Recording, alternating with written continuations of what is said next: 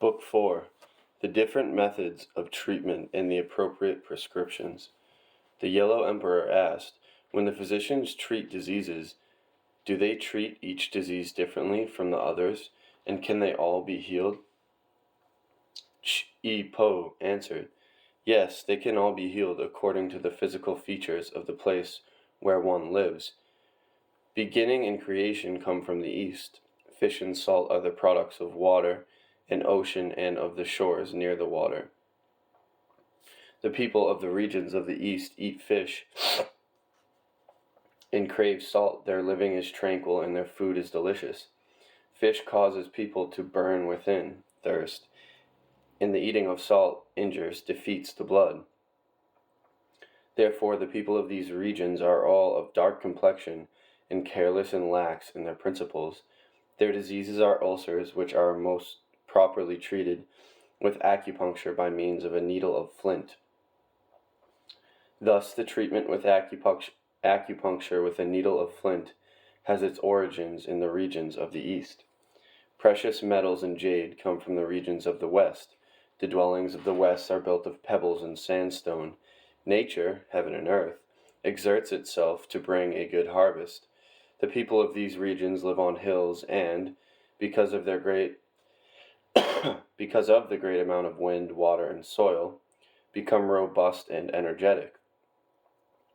The people of these regions wear no clothes other than those of coarse woolen stuff or coarse matting.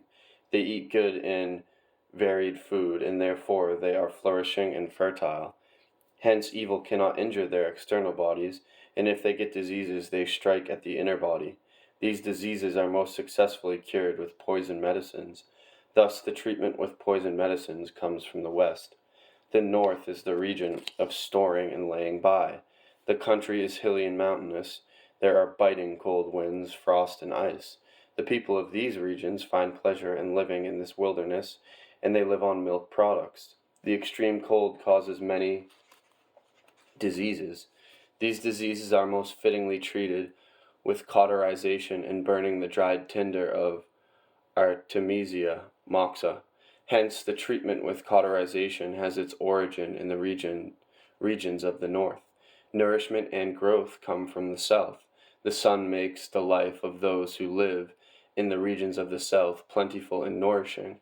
Although there is water beneath the earth, the soil is deficient, but it collects dew and mist. The people who live in the regions of the south crave sour food and curd. They are secretive and soft in their ways, and attached to the red color. Their diseases are bent and contracted muscles and numbness. These diseases are most fittingly treated with acupuncture, with fine needles. Hence the treatment with the 9 needles comes from the south. The region of the center, the earth, is level and moist.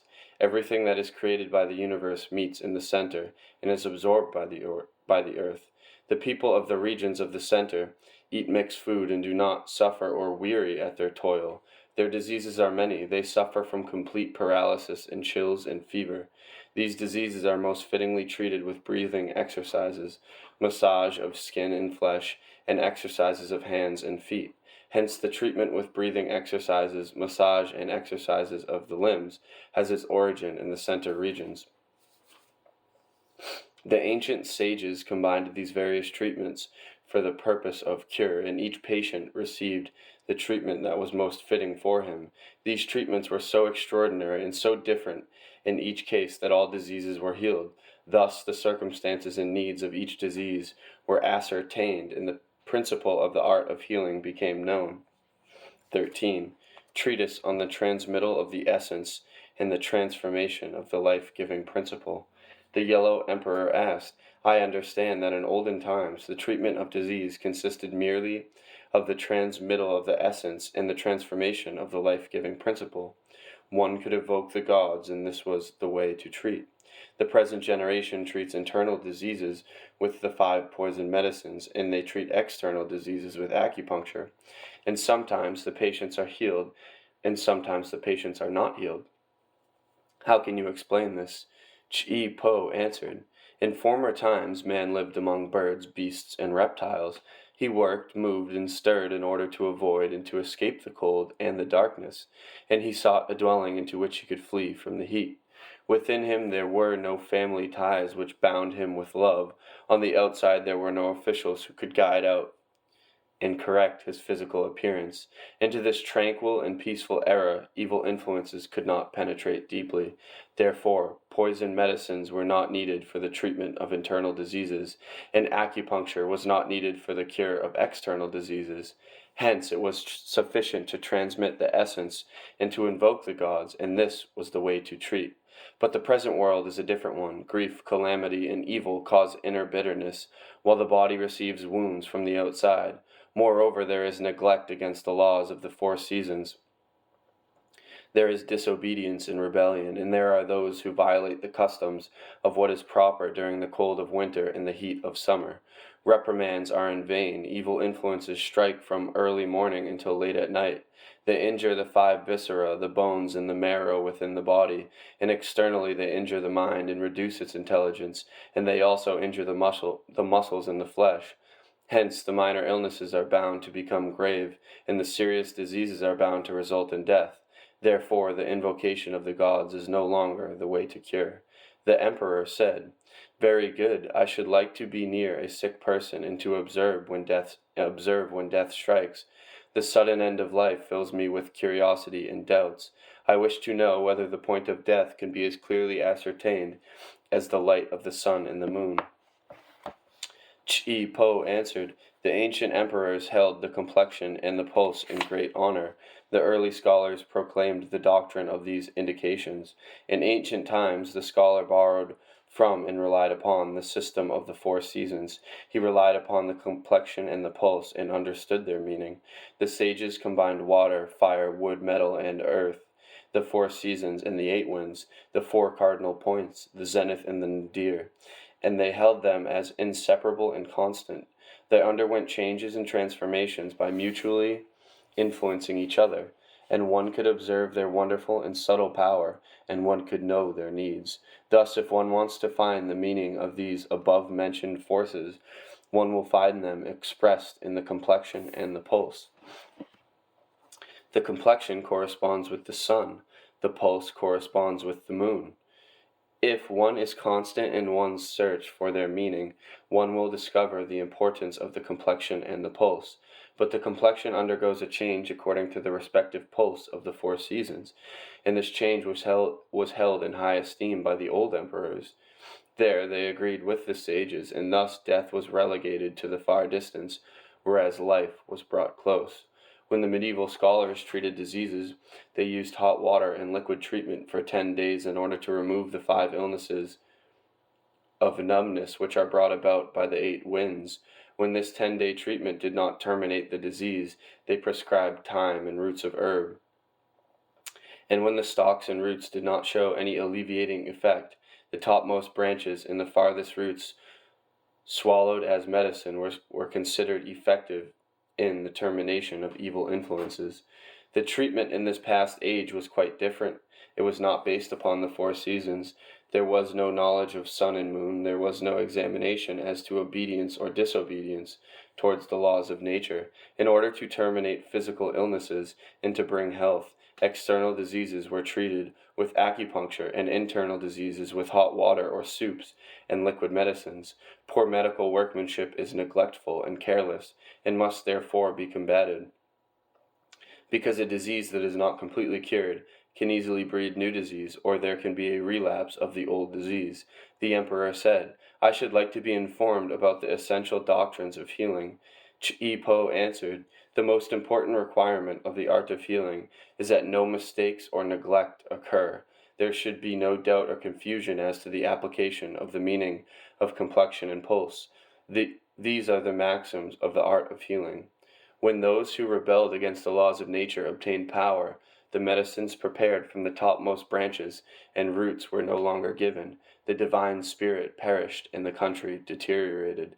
But as soon as the rebels were removed, all good practices were revived by the succeeding spiritual men who had attained Tao, the right way of life. The emperor said, I understand the importance and the need for teachers who can proclaim the theory that one cannot separate the complexion from the pulse, the doctrine which I consider pure wisdom. Chi Po answered, the utmost in the art of healing can be achieved when there is unity. The emperor inquired, what is meant by unity? Chi Po answered, when the minds of the people are closed and wisdom is locked out, they remain tied to disease. Yet their feelings and desires should be investigated and made known. Their wishes and ideas should be followed, and then it becomes apparent that those who have attained spirit and energy are flourishing and prosperous, while those perish who lose their spirit and energy. The emperor proclaimed, excellent indeed. 14. Treatise on the treatment with hot water, liquid medicines, the lees of wine and sweet wine.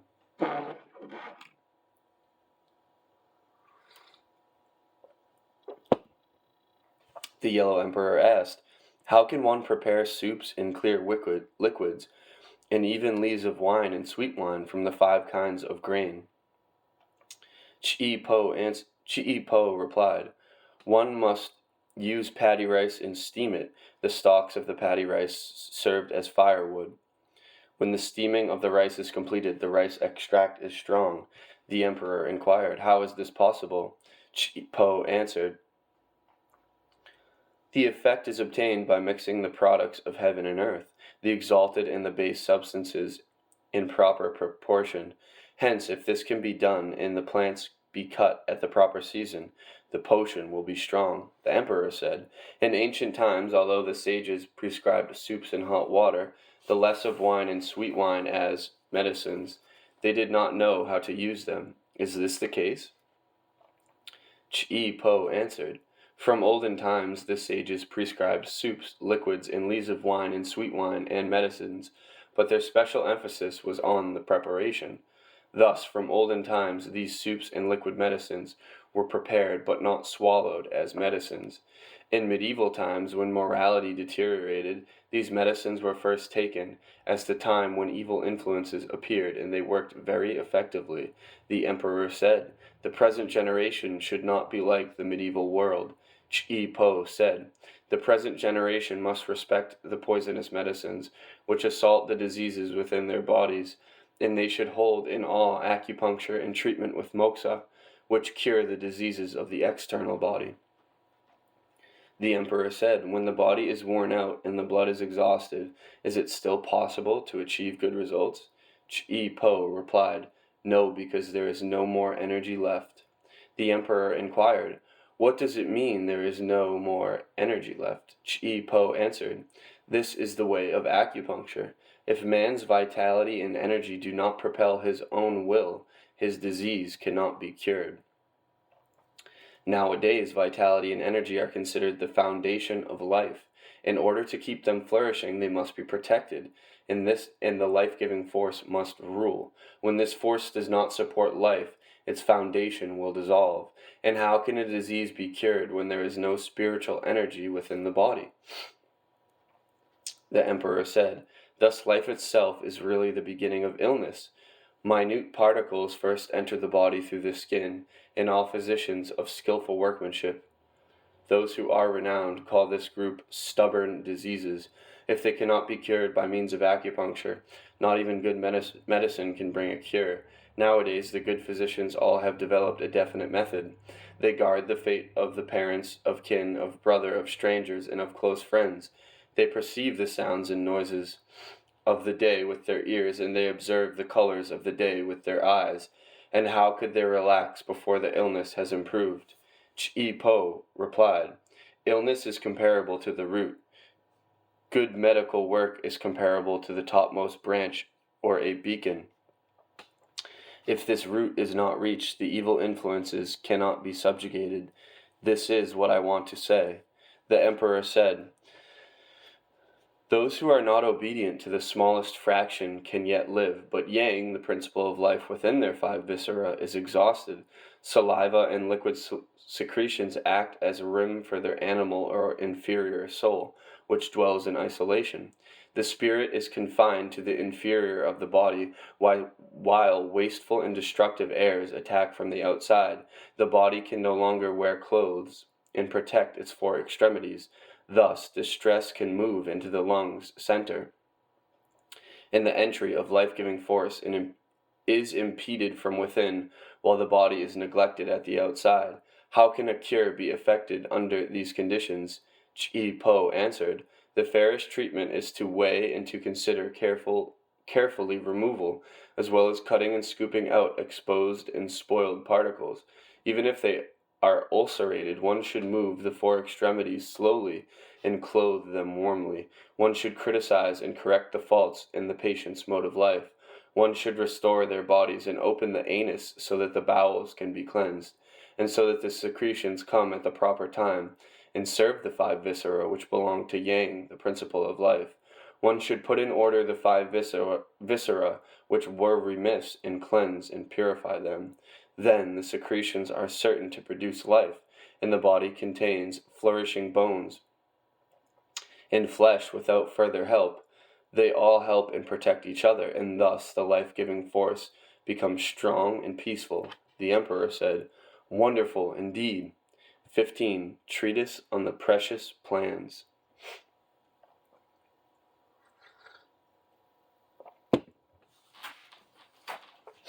The Yellow Emperor said, I understand that you take into consideration that strange and rare occurrences and those which are constant and regular have different indications and cannot be treated alike.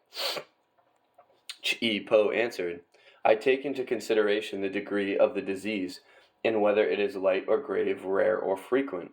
When I speak about rare diseases, I use the utmost effort in following Tao the right way. I discriminate between the five colors and the changes of the pulse and take into consideration whether they are rare or ordinary. I follow Tao in both cases. Once the spirit has turned away, it will, as a rule, not return. If, however, it should return, it will not improve. Thus the moving power of nature is lost.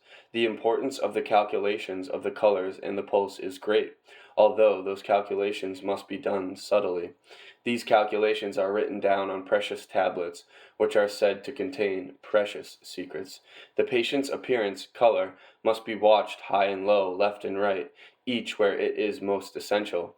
When the complexion is light, the patient should be treated with soups and liquid medicines for 10 days, and then the disease should disappear. When the complexion is dark, the patient must be treated in the same manner for 21 days.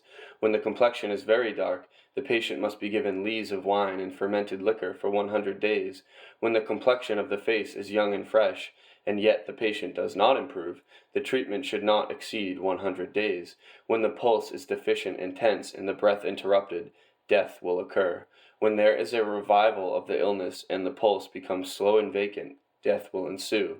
The appearance and complexion must be watched high and low, to the left and to the right, for each has its significance. When the color rises, it indicates rebellion. When it recedes, it indicates submission.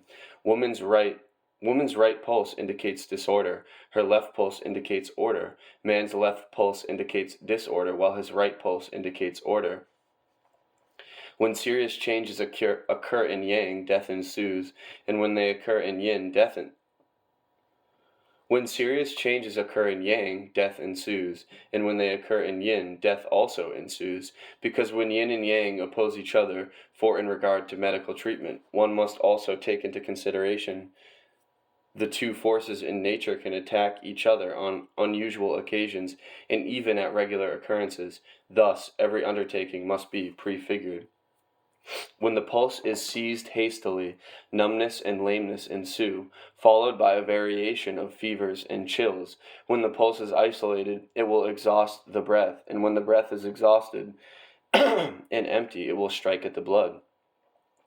Isolation is comparable to disorder, while slowness is comparable to order. When one follows the right method for the treatment of rare and frequent diseases, one bases it upon the great Yin. If by doing so one cannot overcome the disease, it is called stubborn, and when it is stubborn, death will ensue. If by following these methods one overcomes the disease, it is called obedient, and when it is obedient, the patient becomes again lively and active. When the 8 winds and the 4 seasons overcome death, they restore the body to its original state. But those who are disobedient to the laws of nature are not restored to their original state. This is the end of this treatise. 16. Treatise on the important examination of the invariable rules of death.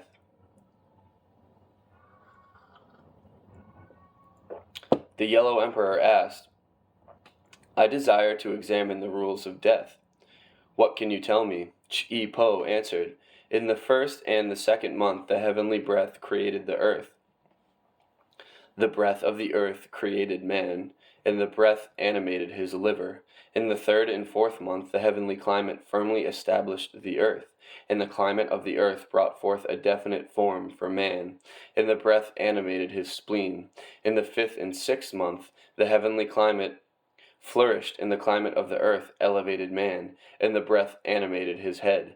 In the seventh and eighth month Yin, the female element of darkness and death, began to kill man, while the breath animated his lungs. In the 9th and 10th month, Yin began to consolidate, and the subtle influence that animates the earth began to obstruct the breath of man, which had now reached his heart. In the 11th and 12th month, frost again congealed the earth, whose breath unites with the breath of man in animating his kidneys. But spring pierces and scatters the frost, and disperses and breaks the ice. It also stimulates the flow of blood in its interruptions. The blood is then induced to flow in the intervals of respiration, thus creating circulation. Summer penetrates the blood vessels, and so the blood becomes exhausted and ceases to circulate. And since the circulation of the air is also obstructed, there is extreme pain, and diseases are brought about which must be expelled. Autumn penetrates the skin, and this is in accord with the principles of nature. The upper and the lower pulses work alike. The energy undergoes a transformation and ceases to function. Winter penetrates the mind and shatters reason and intelligence. That which was firmly built is now undermined, and the mind is scattered. Spring, summer, fall, winter, each of the seasons has a special effect, and together they have a method. When spring has a stimulating effect, summer has a disturbing effect. It disturbs breathing and causes licentiousness and immorality, which, in turn, cause diseases of the bone and the marrow, which cannot be cured. Because of this, man cannot enjoy his food, and consequently his energy is reduced. When spring has a stimulating effect, autumn has a scattering effect. It makes the muscles bent and crooked, and the rebellious forces form a ring, thus inducing a cough which cannot be improved. It frightens and alarms people at special times and makes them cry. When spring has a stimulating effect, winter distributes the evil influences which become manifest within the viscera, and causes dropsical swellings which cannot be cured. Moreover, the people are given to jabbering talk. When summer has a stimulating effect, spring distributes diseases which cannot be cured, and thus people become indolent. When summer has a stimulating effect, autumn distributes diseases which cannot be cured, and thus people feel within their hearts the desire not to talk of their worries and troubles. They act like people about to be apprehended and seized. When summer has a stimulating effect, winter distributes diseases which cannot be cured. They reduce the vitality of the people, although the people are apt to be violent and enraged. When fall has a stimulating effect, spring distributes diseases which cannot be cured, and thus cause alarm. The people are filled with the desire to neglect and forget that which they have just begun. When fall has a stimulating effect, summer distributes diseases which cannot be cured, and this increases the people's desire to lie down, to rest, and to get peaceful sleep. When fall has a stimulating effect, winter distributes diseases which cannot be cured, causing people to have a desire for lying down to sleep, but although they sleep, they are conscious. When winter has a stimulating effect, fall distributes diseases which cannot be cured, causing people to be very thirsty. In general, all stimulation affects the chest, the mind, and the stomach, and it is necessary to avoid that they in turn affect the 5 viscera. Once the stimulation has penetrated into the heart becomes encircled and death ensues. When the stimulation penetrates into the spleen, death ensues within 5 days. When it penetrates into the diaphragm, all inner organs receive injuries. Their resulting diseases are difficult to cure, and within a period not exceeding 1 year, those afflicted will most certainly die. When one has been successful in protecting the 5 viscera from being penetrated, one knows whether the diseases are stubborn or curable. The curable ones are located in the diaphragm and in the spleen and the kidneys, but when this is not known, the disease will recur. When the thorax and the belly are penetrated, it is necessary to give immediate attention to these organs, because when this penetration is known, it can be arrested and cured, and the penetration can be isolated above. When acupuncture does not cure it, must be repeated. The needle for acupuncture must be applied quietly and with utmost care. When acupuncture is applied for swellings, the needle must be shaken. When acupuncture is applied for diseases affecting the blood vessels, the needle should not be shaken. This is the way to apply acupuncture. The emperor said, "I desire to be informed about death in relation to the 12 blood vessels." Ch'i Po answered, "When the pulse of the great yang causes the end, the pupil of the eye cannot resolve, and it is turned upwards but in the wrong direction, and convulsions occur. The color of the eye is white, life is interrupted, sweat appears, and when it is all spent, death follows. When the lesser yang causes the end, the ears turn deaf, the 100 joints all relax completely, the eyes are encircled and cease to function, all connections within the body break up, and within a day and a half, the patient is almost dead. At first his complexion turns green, later it turns white, then death follows. When the region of sunlight causes the end, mouth and eyes move very well, but then the patient gets frightened and begins to talk wildly and incoherently. His color turns yellow, and his arteries above and below are full and without sensation. Then the end follows. When the lesser yin causes the end, the face turns black, the teeth protrude and turn foul, the belly swells and closes up, and circulation above and below ceases, and then the end follows. When the great yin causes the end, the belly swells and becomes closed. The patient cannot breathe, and then belching and vomiting occur. Belching is the indication of contrary air, and in this case, the face is red. When breathing is impossible, movement above and below ceases, and the face turns black. Skin and body hair feel dry and burnt, and the end follows. When the absolute yin causes the end, there is heat within the throat, and the patient is given over to severe heart trouble. The tongue curls up and becomes spongy and porous and shrinks towards the upper gum, and then the end follows. This is the story of death in relation to the 12 main vessels.